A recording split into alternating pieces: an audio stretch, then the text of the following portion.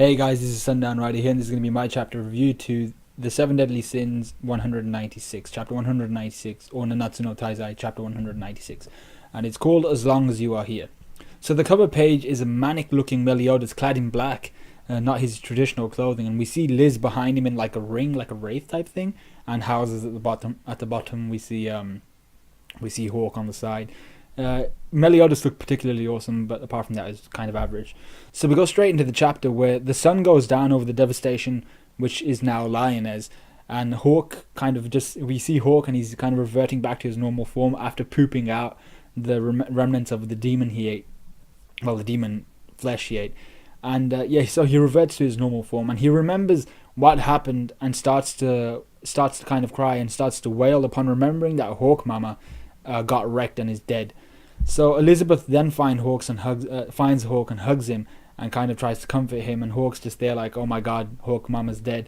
And then Hawk Mama appears and Hawk's like fully relieved and everything. This was just kind of like the prelude to the chapter. It wasn't anything particularly awesome.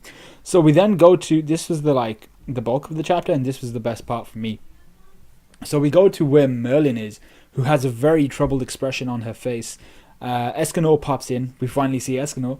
And Merlin says that she's heard of the feats he's accomplished and says he is still alone at the summit of power and it must be lonely, up on the summit. And he's just there like taking in the praise, and he's just like, but it's been a while since I've seen you. I heard you turn to stone, but I had every confidence that you would be fine. So he then notices that she's distracted, and he's like, what's going on? I know I don't make much of an impact in my normal form, but you're more distracted than I remember you ever being, so what's up? And then he looks to his left and notices that Ban and Meliodas have stood quite near each other, and he's obviously shocked that Meliodas is alive, and he's like, what, the captain? So Meliodas asks Ban what's up. He's looking at him like, come on, you look like you've got something to say, you got something on your chest, say it. So we don't see Ban's face, but he walks up to Meliodas and says he's glad and he puts his hand on his shoulder and he says he's glad his partner in crime isn't dead, and they should toast to it later. So he kind of just walks away. It's a very, very distancing type of maneuver. He just kind of like, oh yeah, I'm happy you're back. And he just walks away. So Meliodas looks very displeased by this, but he doesn't say anything. So Escanor is in shock. We go back to Escanor, who's there as well. He's in shock that Meliodas is alive, and he says to Merlin, we saw Meliodas die. We all saw him die. How is he back? So then Merlin confirms what we've all been waiting to hear, that Meliodas' curse is that he will continue to be resurrected no matter how many times he dies. This is the curse the Demon King placed upon him. And being immortal, yeah, that's awesome, but there is a catch. Each time he returns, his emotions are devoured more and more, stripping him of more and more of his humanity and returning him to his original self, who was a demon who was feared as the strongest, most vile and terrifying demon in existence. So it must have happened like this. This is what I think happened. Meliodas betrayed the demons for love, for the first incarnation of Elizabeth.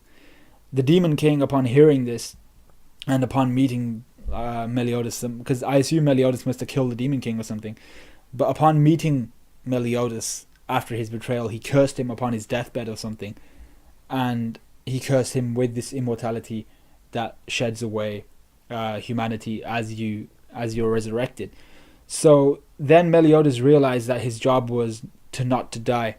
But obviously, if he was getting hunted down by the commandments or whatever, or if he was getting hunted down by the goddesses, he must have died a couple times. Each time his humanity being stripped away from him. But he's trying his best not to revert back to his original self, because that was the self that would kill everybody around him. So he's doing this so that he doesn't become a creature who Elizabeth couldn't love again, basically. So also, this shows that Merlin must have known Meliodas from before. She either knew him from before, or she's so old that she's aware of what he did back in the past and is aware of his transformation, because she's the only one. I mean, Ban's immortal and he doesn't know about it, but Ban must have been younger than both of them when Meliodas kind of betrayed the demon clan, and Ban wasn't even alive back then. So I still think that Merlin must have known Meliodas from a very long time ago, because we assume she's demon as well. So she says Frodrin didn't deserve to die like that. This is Merlin. Not so much in the way that he died, because he was killed quickly, but the lack of honor and chivalry shown by Meliodas in killing an enemy who had surrendered Frodrin didn't deserve that. He at least deserved an honorable death. Honorable death for what he did, is as in he didn't continue killing everyone when Griamore held on to him. So we then go to a graveyard attended by the king and the holy knights, burying Denzel and 3 other knights, one of which is Jericho's brother. So Jericho is in hysterics, obviously, and she's crying against Ban. She then gets angry and starts to throw stones at Hendrickson and Dreyfus, asking why they're still alive when these knights and Denzel and all of them are dead. So Hauser gets in the way and stops Jericho. The king asks for a moment of silence and to stop the infighting so they can return Lyonesse to the hustling, bustling city it used to be. So while all this is happening, Meliodas is at the ruins of the boar's hat, and he finds some alcohol and chicken, prepares himself a meal just for himself, though, and he's just like, he's got enough for more than one person, but he's just doing it for himself. And he says that he's finally managed to avenge Liz, and it's worth a celebratory drink. So Liz pops up, the Elizabeth Liz, not the other Liz, the current Elizabeth pops up to accompany Meliodas, and as usual his food is bad. She tastes it and she's like, yeah, this is nasty. So she then starts kind of pillow talking him, saying the food has the flavor found when the food has the flavor found when the food is prepared by someone who is generous, compassionate, empathetic, and a gentle being in general. So Meliodas looks further saddened by this statement, knowing that maybe once he was like this, but he can't be like that anymore.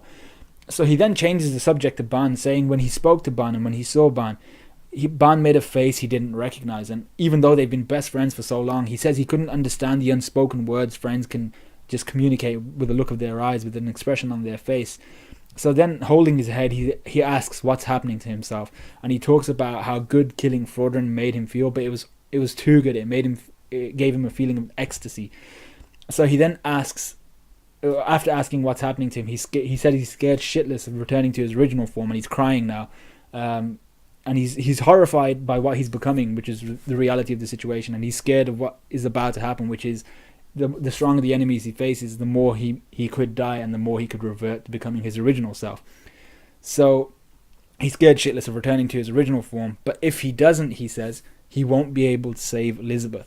So Elizabeth is confused by this, but says she will always remain by his side, and the whole thing of, oh yeah, I'll always remain with you. But what does he mean by I won't be able to save you? Because he seems to be doing a pretty good job of saving her as it is. He doesn't need to go full demon mode to save Elizabeth from whatever. And what does he need to save her from? Because he doesn't really specify that he needs to save her from the 10 Commandments. Is she being hunted by someone else? Do the goddesses want Elizabeth dead or something? But that's a theory for another time. So it was a good chapter, 3.5, maybe 4 out of 5. I think it was around a 3.5. Nothing really happened, but we did finally get confirmation on Meliodas' curse, and we see he knows what's happening to himself. It's not like he's unaware. He knows that his emotions are being devoured every time he's resurrected, and he knows he's becoming more and more demonic. So Ban distances himself from Meliodas, and Merlin seems to know more about Meliodas than anybody. And like I said just in this review a few minutes ago, Merlin must have had some sort of relationship with Meliodas beforehand, or she knew about his existence and had heard stories of him many years ago in the past, before Ban and all these guys were born, because she knows way more about him than anybody else should, and she's either learnt it through history, as in she was there and she heard about it, or she knew who he was and she was with him while he was doing this stuff. Not necessarily with him, but you know what I mean. She was probably friends with him or something, or her father was friends with him or something like that.